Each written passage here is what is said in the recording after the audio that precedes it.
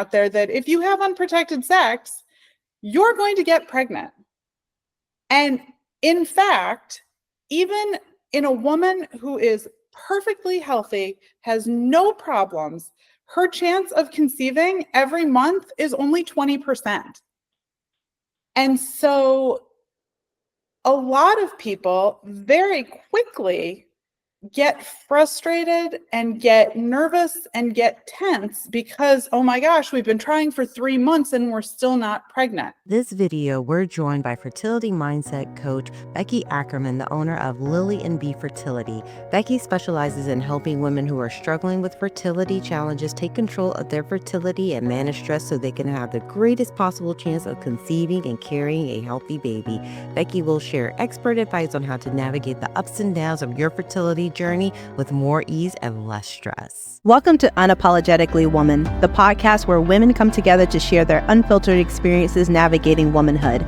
Join us as we dive into candid conversations about periods, perimenopause, postpartum bleeding, miscarriages, and more. This is a safe space where we embrace the raw, real, and often unspoken aspects of being a woman. Get ready to be empowered, inspired, and heard. This is Unapologetically Woman.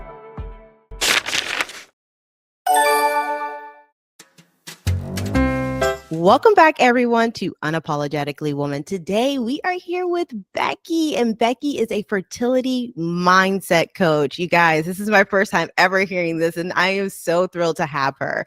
And she helps women who are struggling to conceive feel calm, confident, and in control as they move through their journeys. Thank you so much, Becky, for joining us. Thank you for having me. I'm so excited to be here.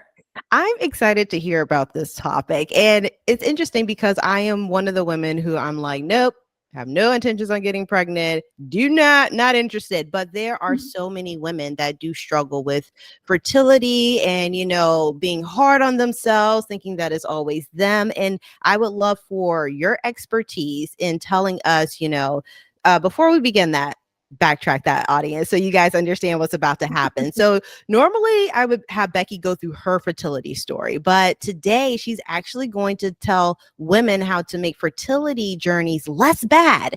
So for her to tell us how to make it less bad, we're going to first go over what are some common complications that women have during their fertility journeys, and maybe even dispelling, some myths that are out there, especially when it comes to our fertility.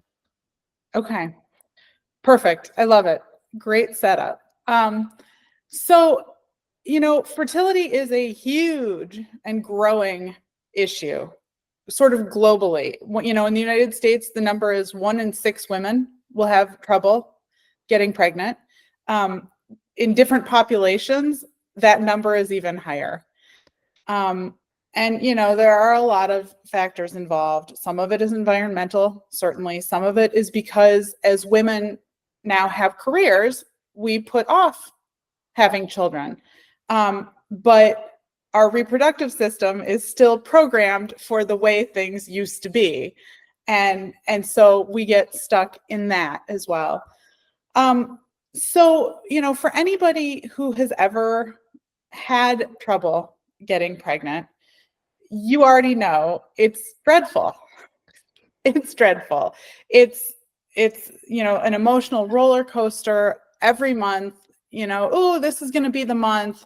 Oh, I just got my period. And it just goes on. And then you seek treatment. And so we'll get to that in just a minute because you said myth. And there's one thing that I do want to talk about right off the bat, which is one of the things that I think one of the ways that I think sex education in this country really fails both men and women.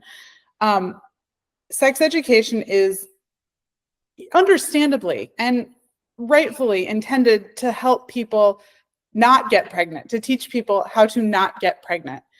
But in so doing, there's this sort of understanding out there that if you have unprotected sex, you're going to get pregnant.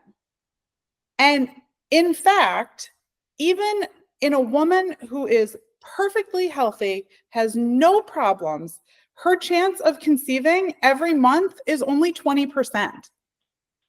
And so a lot of people very quickly get frustrated and get nervous and get tense because, oh my gosh, we've been trying for 3 months and we're still not pregnant. So just right off the bat, I want to say to any woman who's listening, who is maybe right at the beginning of this journey, don't go negative immediately. Give it some time. They say a year, and I know that there are issues. People have arguments about why do we have to wait a whole year, but I want to stress that impatience is actually a form of stress. It creates stress. And so you can put yourself sort of into a hole by getting nervous. It takes time. Even for the healthiest of women, it's not always a boom, you're pregnant situation. Okay, so there's my rant on that.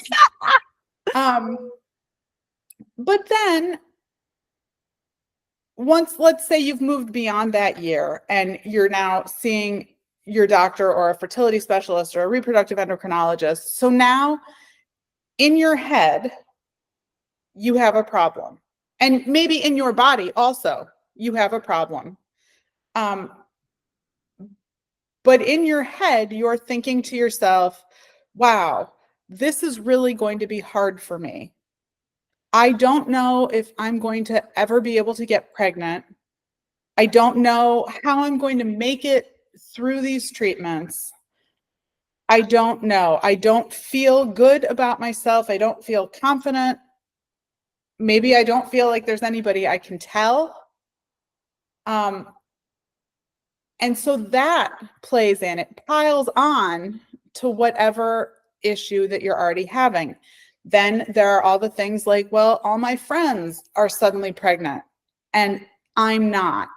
Or by the time my mother was my age, she already had 2 children. Oh my gosh, how am I ever? I didn't get pregnant last year when I hoped to, so am I still going to be able to have the 2 or the 3 children that I've always wanted? So that adds a layer, comparing yourself to other people and where they were or where they are and wanting to fit in. I think there's so much, and it's just human nature. We want to fit in. And so, it stems from that, but that's another layer of stress and pressure that we apply to ourselves. And so all these things it snowballs almost. You may have a problem. In some cases, it's unexplained, and so you have no idea if you have a problem. But regardless of the situation, we put layers and layers and layers on it that make it harder for us to get to that end goal. Wow, that is wow. I'm just like, because that's insane to think about, but at the same time, it makes perfect sense, especially the fact that you're telling us, look, it's 20% chance for a healthy woman to get pregnant. And it goes along with what we heard on a previous episode.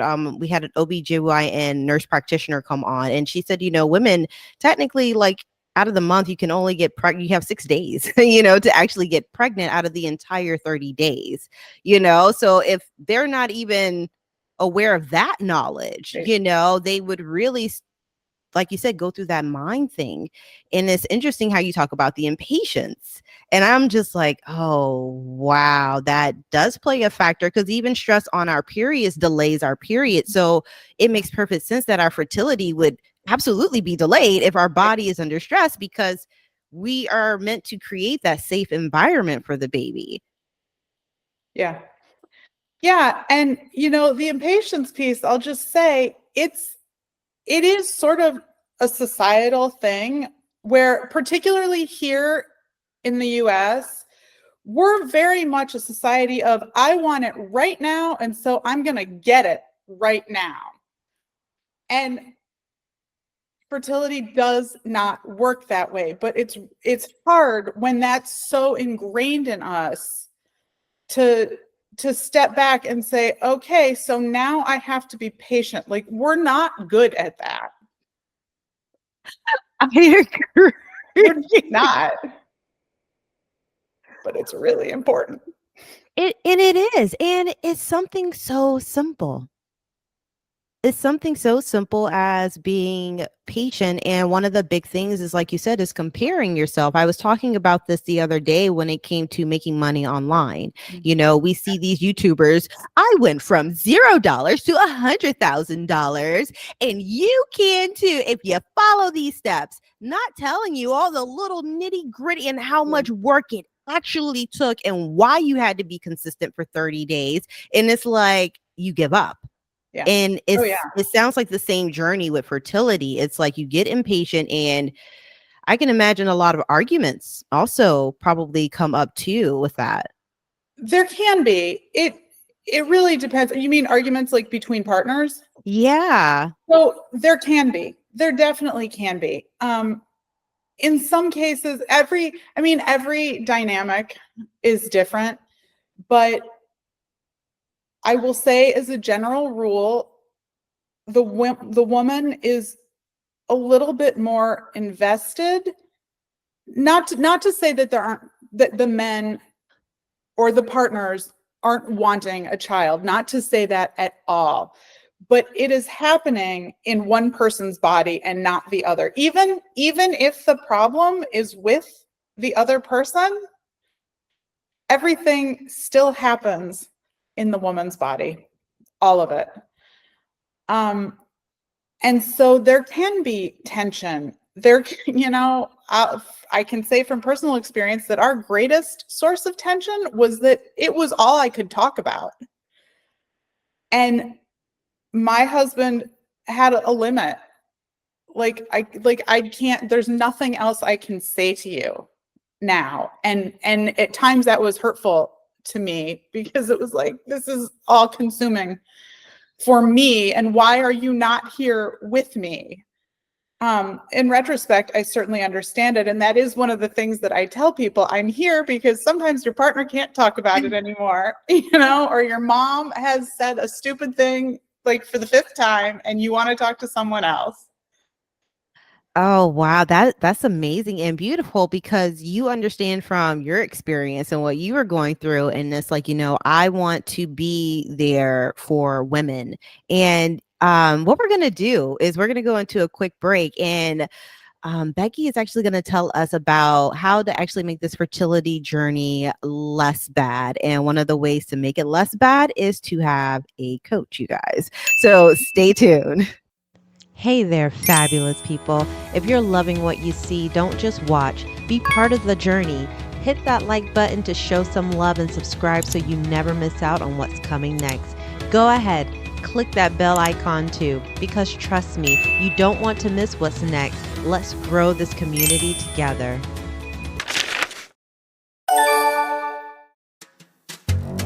First Has Your Back. That's the name of the book. And in that book, she mentions how she tried to plan out her fertility. She canceled engagements, and then all of a sudden it's like, boom, she wasn't getting pregnant. And then she would see her friends getting pregnant and starting families, and how that took a toll on her until she finally let it go. Yeah. And because she realized it wasn't even a love connection anymore. It was just sex, you're just trying to and so it became that way with them, And that is unbelievably common, where this thing that is supposed to be this beautiful romantic thing that results in new life becomes the thing that you hate the most. Yeah. And that's interesting. I'm like, oh wow. And I think it stems right back to where you said the impatience. A little bit. Yeah. And the comparing, you hit it dead on the nail. It's like, oh, they're doing that. And we as a society, we do that. Hey, you guys. So we're going to just jump right back in here. Welcome back, you guys. Okay. Because this is very interesting. So that does play a role in society, right? The things that we see on how to make money quickly, how to be a millionaire overnight, and we see it so much that it becomes normal to us to think that we can get it that quickly as well. Right. And it's at the same time, it's yeah, they got it that quickly, but not. It did take them 6 months. And then it was just day 322. It popped off, like Yeah. Yeah. And I'll just say, I'll expand that to include social media, where everything is curated and everything is made to tell a particular story or a piece of a story. And so much gets whitewashed and left out.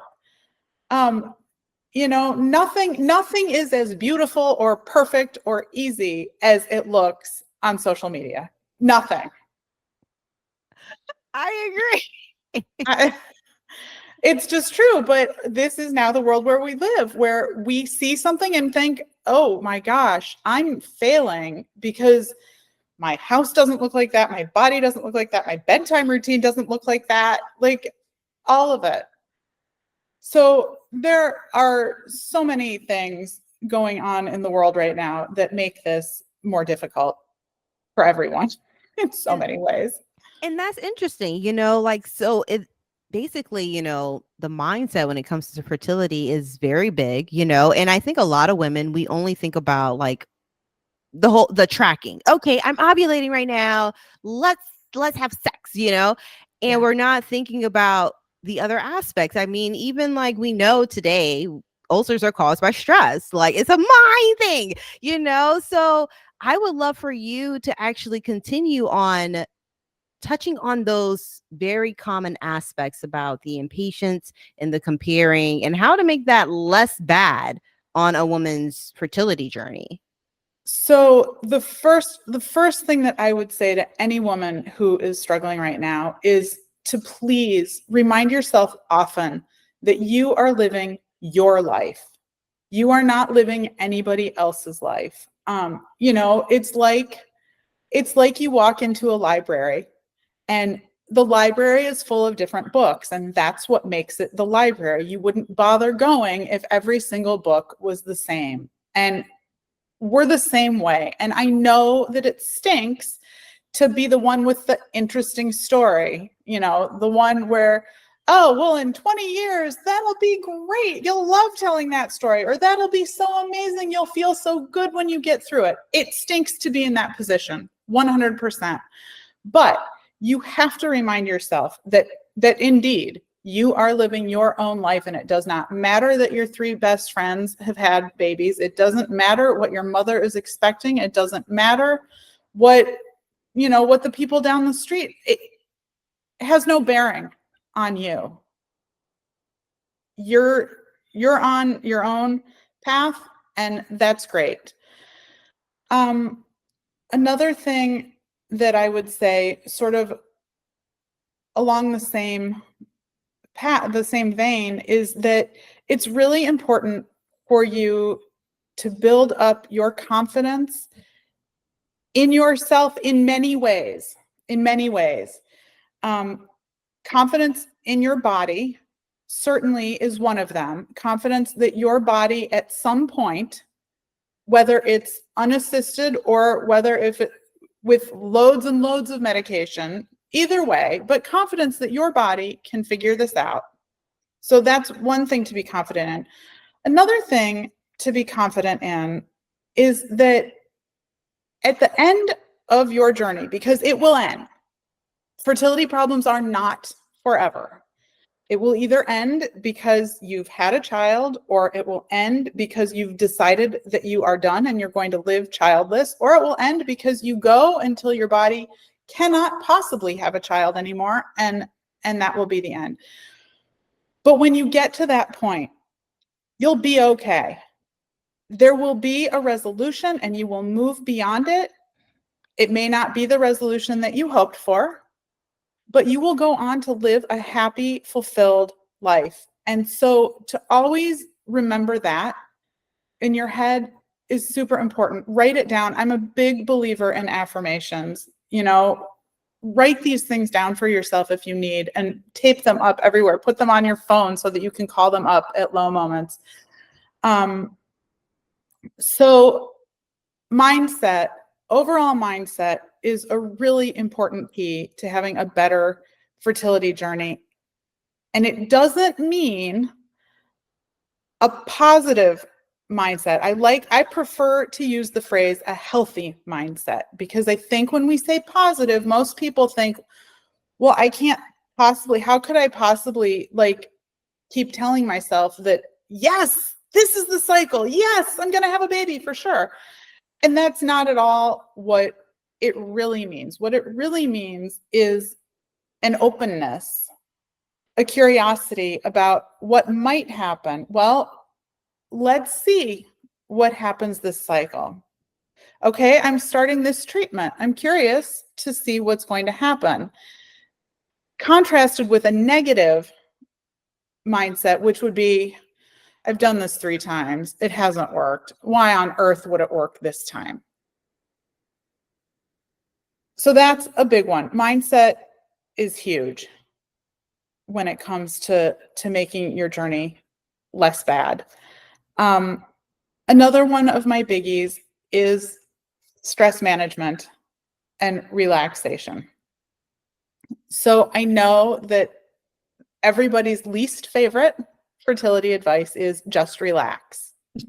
And there's no question that when great aunt whatever says it to you at a holiday party without having any idea of what your story really looks like, it is maddening and it is not helpful and it is not productive. But at the end of the day, stress does play a role in fertility. It doesn't necessarily cause it at all, but it will make any situation, really any health-related situation at all, stress will make it worse. When your body's under stress, it doesn't function the way it's supposed to.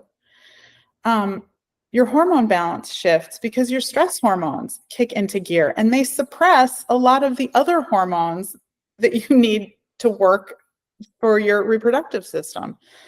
Another thing that chronic stress does is it channels your blood differently. It moves your blood to your essential organs, to your heart, to your lungs, to the muscles of your legs, believe it or not, because this stems from a time when we were literally running from wild animals. And so your reproductive system is not essential at all. So the blood flow diminishes.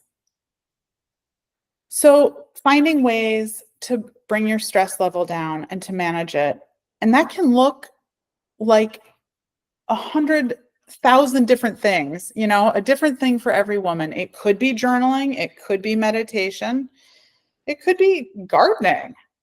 It could be, it could be reading a book. It could be dancing. The list goes on and on, but whatever it is for you that helps you bring your stress level down and kind of gets you out of your head, that's what you want to look for.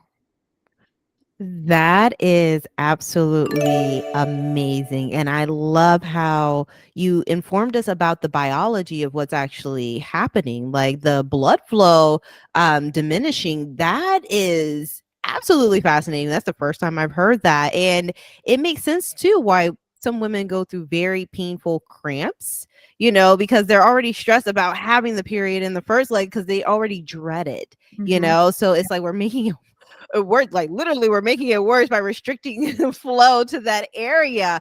And that's crazy to understand. But also in the same breath, I love how you said a healthy mindset, because we can be a bit hard on ourselves when we do try to just be like, oh, positive all the time. And it's not realistic. It's not realistic. And at the same time, I was telling my friend about this book, The Power of Now. And me, I'm big on rereading books, because I'm like, it's like it's going to hit me differently depending on where I am on my journey, Yep. And it was interesting when he talks about, it's by Eckhart Tolle, and he talks about like detaching even from positive, like what we consider positive like emotions. It's like detach from it all and become like the watcher of your thoughts, Yes. you know, without charging it with this emotion, even if we think it's positive, you know, like, and so when you said healthy mindset, it's like, oh yeah, that's beautiful, because that refers to balance. Yeah. Yes. Yes. There is really no possible way to get through a fertility struggle without having ups and downs. It's impossible.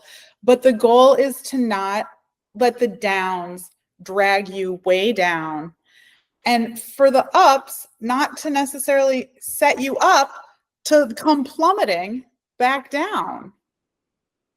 It's just a matter of going with the flow. And I feel like I speak about that a lot when it comes to our bodies as women, is that we really have to get in tune with our bodies so we can honor our own natural flow with our own body. And it's like, okay, you know, it's just, you know, and like the affirmations, I'm big on that too. And I'm definitely big on journaling. Like I will write something down quickly. Like, and if it's like what I like to call like, it's like way downer, it's like a big downer of something that I'm letting out, I will burn it over the sink, you know. And I don't know, it's just like watching it burn. I'm like, it's gone. It's great. No, that's a really good tool. Journaling is a very good tool. I mean, and it's so ancient, you know, it's very therapeutic, and I love it. And I love how, you know, you were saying how, like, you know, you bring it back to everyone being unique, you know, and finding it. It could be you reading, it could be you taking a walk, it could be you dancing, it could be you in silent meditation or journaling. And it's for up to you to connect within still and find your own flow as a woman. Yep. Yeah. That is amazing. Oh my gosh, Becky, thank you so much for enlightening us and giving us so much knowledge. And I feel like the mindset aspect of what you're speaking about in fertility is really not spoken of. I feel like it's so much focused on the medical and biological aspects. And it's like we completely ignore what the woman is going through mentally and emotionally. And I would like for, you know, before we go into a closing, I would love for you to, you know, could you give us an example of maybe something that you did when you noticed you were getting emotionally charged, you know, during your fertility process, or maybe something that you recommend now? So for me, I'll go back to my story, and I will say that one of the hardest things for me was that all of my friends, as is very common, all of my friends were getting pregnant and having babies, like one by one. And I'm just like, is this ever going to happen? And so my mantra really became, my story is my own. My story is my own. And that was so helpful for me. I also, I did a lot of meditating. I wish I'd known or thought of journaling at the time, but like you say, you go to a fertility clinic and their training is medical, and that's fine. I don't fault them for that at all. But there is a whole other piece that we somehow need to bring in. You shouldn't have to seek out necessarily somebody extra. I would love to see it kind of folded in someday, hopefully. Yeah, and that's a beautiful point to make. And you are a pioneer in this movement, like by bringing this out and making this aware. So definitely, yeah, you are the forerunner in making this happen by, you know, talking about it more, you know, by being here for women. You know, you are a part of what's happening. And I really appreciate, you know, you coming on the show. Is there anything that you would love to say, or how we can support you as women? I would just say, you know, spread the word.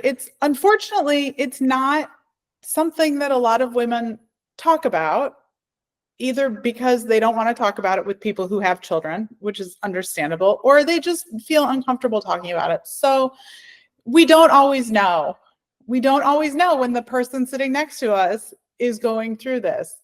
But I would say that if you do know of somebody, just let them know that there are resources out there above and beyond, or in addition to a traditional fertility clinic.